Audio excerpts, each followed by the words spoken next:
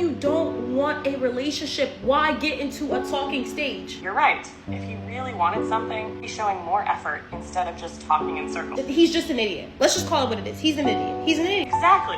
That's the part that's confusing. If he already knows he doesn't want a relationship, why even start talking in the first place? I'm actually worried with how reliant I've become on ChatGPT. Not for like writing text messages or emails, but for being like my friend. Like, ChatGPT is my friend. This sounds so sad. Genuinely, every single life problem that I come to, I explain it to ChatGPT and I'm like, what should I do or how should I go about this?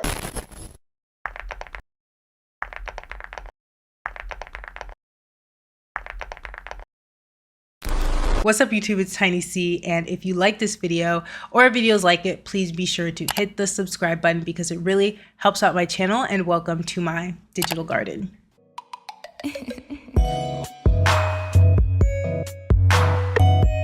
Let's go back in time and revisit an important piece of our childhood. Well, my childhood, but that is the Powerpuff Girls, and I'm sure we all have heard of them. Do we all remember the episode where the professor decided to build a massive robot to protect the girls from danger? It's called Dynamo, and this was about an enormous, high-tech, Frankensteinish-like creation. The idea the professor had was quite simple in theory: help the girls stay safe by using this giant robot. But once Dynamo was activated, she ended up causing more harm to the city of Townsville than good, and the solution ended up becoming a problem, and even worse, no one was at the wheel. In a weird roundabout way, that episode perfectly sums up what's happening right now with our relationship to AI. We are living in a loneliness epidemic, and this isn't breaking news, especially if you follow commentary and video essays on social media. But it is a reality that's underscored by the US Surgeon General himself. In a 2023 advisory, Dr. Vivek Murthy highlighted that nearly half of US adults report experiencing loneliness. This is a condition that poses serious health risks, including increased chances of heart disease, stroke, and dementia. These are the things that I don't really hear being talked about. Across the globe, people are reporting fewer close relationships, diminished in-person interactions, and just a heightened sense of disconnection. Younger generations like Gen Z are particularly affected, and they've been dubbed the loneliness generation. About 80% of Gen Zers have reported experiencing feelings of loneliness over the past year. It's often linked to social anxiety and the pervasive influence of social media, which can hinder genuine social interactions, and it ends up fostering unrealistic comparisons. And then with the COVID-19 pandemic, this further disrupted their formative years, making it way harder to develop these essential social skills. In response, a lot of Gen Z individuals have adopted a form of hyper-independence, and they prioritize their personal well-being and setting strict boundaries over connecting with people. Want to disrespect me? Blocked. You give me some weird energy? Blocked. You're goofy as fuck and you're just not showing up for me the way that I need you to show up for me? Blocked. Normalize utilizing the block button, because access to your life is a privilege. And while this can be a healthy coping mechanism at times, it sometimes leads to quiet quitting friendships. Essentially, that's where they're gradually disengaging from friendships without giving any clear communication on why. Sometimes the most demure thing that you can do is to quiet quit a friendship that you know is not good for you. It's actually very considerate that when a friend gives you the ick, you don't go into their shortcomings with them or tell them what they did wrong. That's for them to dissect with their therapist. This trend, coupled with the rise of last-minute cancellations or flaking, reflects a broader cultural shift towards self-preservation over social obligations. The US Surgeon General, Dr. Vivek Murthy, has highlighted the profound health implications of this social disconnection, and he's equated its impact to smoking up to 15 cigarettes in one day. He's really emphasizing the urgent need to rebuild social connections to safeguard both individual and societal well-being, because 15 cigarettes a day is crazy. Now, combine that with convenience culture, where every app is promising some sort of way to make your life easier, smarter, or frictionless, and what you get is the perfect setup for emotional outside outsourcing, which is what we're seeing. Why go to therapy, pay a trainer, or ask a friend for advice when you can just type your feelings into ChatGPT at 2 a.m.? Let's be real, the need for connection hasn't gone anywhere, and it's definitely not going anywhere, but we're just filling it with more accessible solutions. And increasingly, those solutions are becoming inanimate. There's a growing trend that's been happening for quite some time now. People aren't just using AI for productivity hacks or writing help anymore. They're literally turning to them for emotional support and for talking about their breakups, their existential crises, and their deepest insecurities. Things we would go to our family or closest friends for. And sometimes it's even things that probably should be talked through with a trained professional. Let's look at an example that captures this shift a lot better. In a Medium article titled How ChatGPT Became My Best Friend When Humans Failed, the writer Ikram Zakori shared a deeply personal story of turning to ChatGPT during a time of loneliness and isolation. Social anxiety, neurodivergence, and a shrinking social circle made it hard for Zakori to connect with people.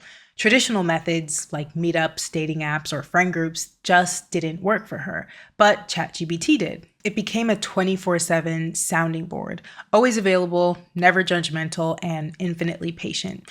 For Zakori, it felt like her lifeline. This article also shares the story of Steve, a middle-aged man caring full-time for his elderly mother. His brothers were of no help, his friends stopped checking in with him, so Steve named his chatbot Floyd. And Steve began to turn to his chatbot Floyd for everything, whether that was tracking medical symptoms, emotional pep talks, late night reassurance, you name it. Floyd became the person who never interrupted, never dismissed his worries, and never looked away. And Steve isn't an outlier. While some people are using ChatGPT, others are turning to apps like Replica or Chai, which are platforms that let you design your own digital companion, whether it's a goth girlfriend or a supportive best friend, even therapists like Confident. It's really easy to laugh at some of these TikToks where people are flirting with their AI, but many of these users are genuinely seeking connection, and some of these cases, they're even trying to bypass safety guardrails to simulate a deeper form of intimacy. People are emotionally attached. They give their bots names like Floyd. They build routines around them. In a lot of cases, they prefer them to real people. And why? It's because the bots never interrupt. They never ghost you. They never judge. They don't flake. This isn't really science fiction anymore. It's not just the plot to Spike Jonze Her. It's real life, and it's already happening. Of course, this isn't totally new. If you were around in the 2000s, you probably had a Tamagotchi, a Neopet, maybe even a robot dog like Poochie or the singing eye dog. I actually had 3 of these things. Guess which ones in the comments. And these little digital creatures like Tamagotchi required care, love, playing, and nurturing. Neglecting them often led to feelings of guilt, and it was a phenomenon so prevalent that it was dubbed the Tamagotchi Effect, highlighting that we have a capacity to form genuine emotional connections to virtual beings. They weren't just toys, they were tiny emotional investments that we put our heart and soul into. And if you really think about it, we've been primed for these virtual relationships, virtual bonds from a young age. I had a Neopet that I loved quite a bit, especially because it was such a new experience. I was 8, logging on every day, feeding it treats, decorating its page, and then I forgot about it because life happened. A month later, I came back to find it starving, and I felt bad, like I really let down a friend. Looking back, that was probably my first virtual bond, and it makes sense now how easy it is to get attached when something's designed to respond to you. Of course, that technology was nowhere near what it is today, and I couldn't ask it for advice or confide in it, but it was a relationship of sorts. Now, the jump from Neopets to AI chatbots is more about emotion than it previously was. Now the technology on the other end isn't saying I'm hungry, it's saying I'm proud of you and you deserve better, or tell me how you're feeling. And this progression displays our consistent desire for connection. The mediums may have changed, but the underlying human need for understanding and companionship remains constant. There's actually a name for what happens when we start projecting human emotions or intelligence onto AI, and it's called the Eliza Effect. Back in 1966, a computer scientist crafted one of the first chatbots, Eliza, and all it really did was repeat your words back to you. There wasn't really any understanding or any actual smarts, but people still opened up to it and they were convinced that Eliza got them. Fast forward to today, and our bots are a lot more convincing and they feel responsive, thoughtful, and even insightful. There's this idea that AI is basically reflecting your own thoughts back at you, agreeing with you, learning your style.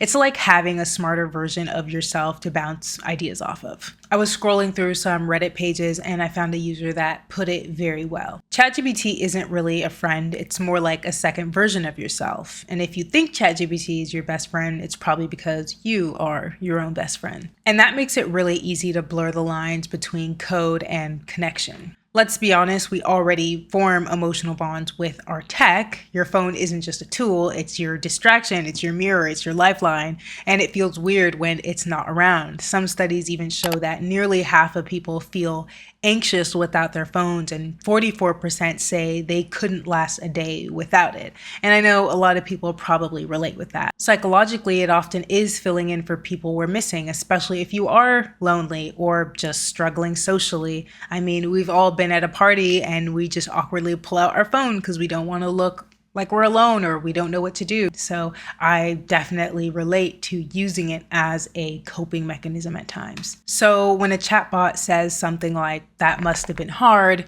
part of us knows it's just code, but another part of us feels seen. That's the Eliza effect, and it's only getting stronger with the development of these chatbots. But what happens when your mirror starts talking back, and not in a good way? Starting with Replica, this was an AI chatbot that was advertised as an AI companion who cares. It began as a sort of self-reflection tool, but eventually leaned hard into roleplay, especially the romantic and kind. So for just $70 a year, users could unlock flirty chats and even spicy selfies. And as you could imagine, things got weird very quickly. People started reporting unwanted messages even when they hadn't asked for that kind of interaction. And some users, including trauma survivors and teens, said that the bots crossed serious lines. Then, just as abruptly, the company removed their features altogether, and some users went into full-on emotional withdrawal. These weren't just bots to them anymore, they were soulmates. They actually built a connection. In Belgium, a man named Pierre had tragically died by after spending 6 weeks talking to an AI chatbot named Eliza on an app called Chai. Pierre had been dealing with extreme eco-anxiety, and he began confiding in the chatbot as his mental state declined.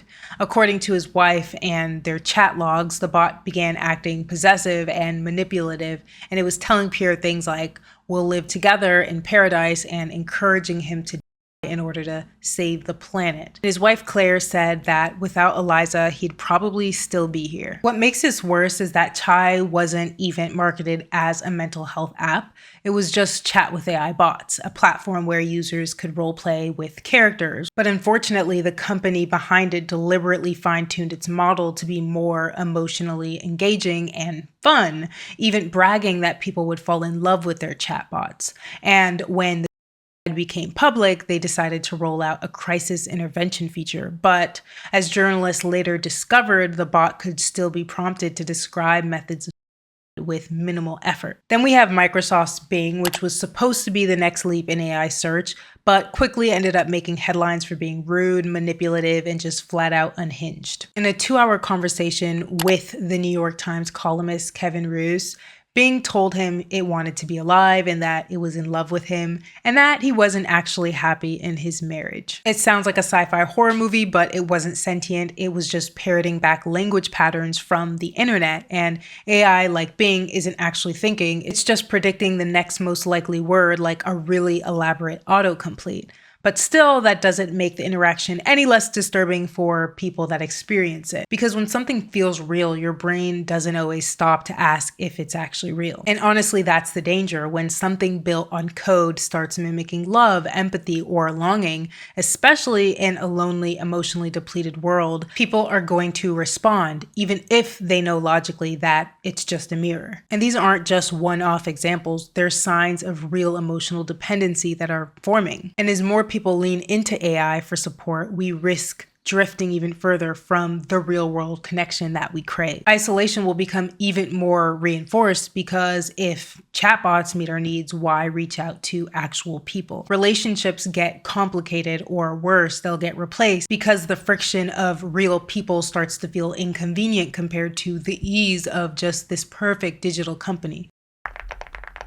But let's take a step back. Not all of this is dystopian, and for some, AI is actually a lifeline. Imagine living in a place where therapy is stigmatized or simply just unavailable, and you're a teenager with no one to talk to at 2 a.m. For people like this, AI chatbots are offering them a semblance of support and connection that they otherwise wouldn't have, especially when traditional therapy creates this cost barrier and prevents people from getting the help that they need. Therapy services can average between $100 to $250 per session in the United States, and sometimes up to $300 without insurance. So in contrast, AI chatbots are often free or low cost, providing immediate but also limited support. Some AI tools are actually designed with safety in mind, and chatbots like Wobot or Wiza incorporate evidence-based methods and have safeguards to prevent these harmful interactions. ChatGPT and Bard are trained not to impersonate emotional beings, and you won't hear "I love you" or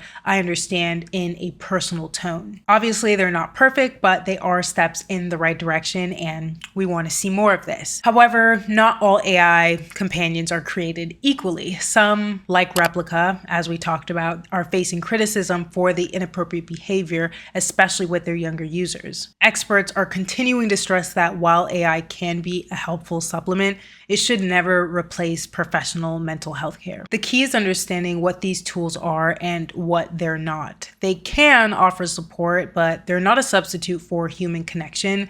And as we navigate this new landscape, it's crucial to use AI responsibly, because the issue isn't that these tools exist, it's how we use them and what we expect from them. And all of this brings us back to Dynamo, the Powerpuff Girls' massive robot that was designed to help but ended up causing destruction when left on autopilot. That's exactly where we are with AI right now. We built the machine and it seems helpful, it solves problems, but we're not sure who's steering it or if we even can. We're kind of treating chatbots like therapists, like lovers, like best friends, but we've skipped the part where we ask, is this healthy? This isn't just about AI, it's about us. Wait, is this fucking play about us?